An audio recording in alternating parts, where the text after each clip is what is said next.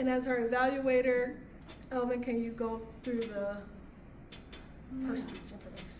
Yes, this member is completing her first speech in Toastmasters. The goal of the evaluation is to give the member an effective evaluation of their speech and delivery style. Thank you, Madam Toastmaster. Thank you, fellow Toastmasters and honored guests. I am very excited to be here in front of everybody to tell you a little bit about myself. As Trefina introduced, my name is Kimberly Delish, but everybody calls me KD, and I do not stand for formality, so please, everybody, just call me KD. I have wanted, since I can remember, to be a performer. I started off at the very ripe age of 3, wanting to perform in front of my family every single moment I had. So if you wanted me to do a dance rendition of Grease Lightning from the movie Grease, I was happy to oblige. If you wanted me to recite the alphabet, or even all of the capitals for all of the states, I was happy to oblige. Any moment I had to be in front of people performing, I was ready for it. Which also made me believe that Broadway was the place for me. My entire life, I performed in a multitude of musicals and plays. I started off as one of the teapots, of course, you know, everybody's a tiny little teapot. I have been a tree in the program of life at my mother's church. I also had the very dubious honor of being flower number 6 at the spring pageant. I brought a lot of life to said flower. I knew Broadway is where I wanted to go. So when I got into high school, what would I do? Well, you may ask yourself, what would KD do? KD tried out for every single play and every musical. My shining moment was when I was chosen to play Agnes Gooch in our high school performance of My Fair Lady. That's right next to Auntie Mame. I, sadly, cannot sing. I can't even carry a tune. I would be happy to let you all know what it sounds like, but I don't want anybody's ears to bleed. That's when I realized perhaps I need to spend a little bit more time developing my voice and a little less time thinking about Broadway.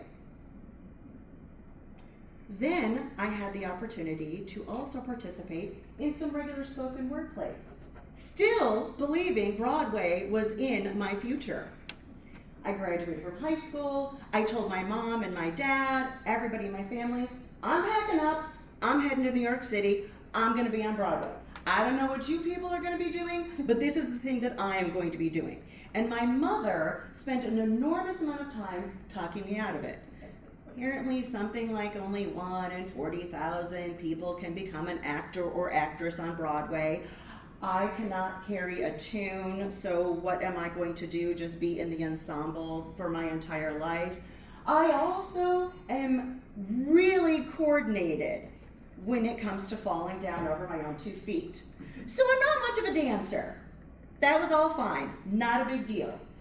I chose not to go to Broadway. I decided to go to college. And during my college years, I decided that I needed to do something that would spur that creative, that enthusiasm for Broadway within me. And that's when I decided to join Toastmasters. Now you may say to yourself, KD, Toastmasters has absolutely nothing to do with Broadway, and that is where you are wrong.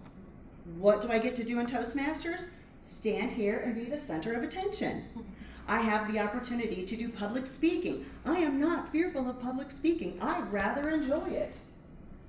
So I joined Toastmasters, and I went all the way through one of my pathways. And then I got bored. So then I started trying out for local plays. Let me tell you a little something about people in local theater.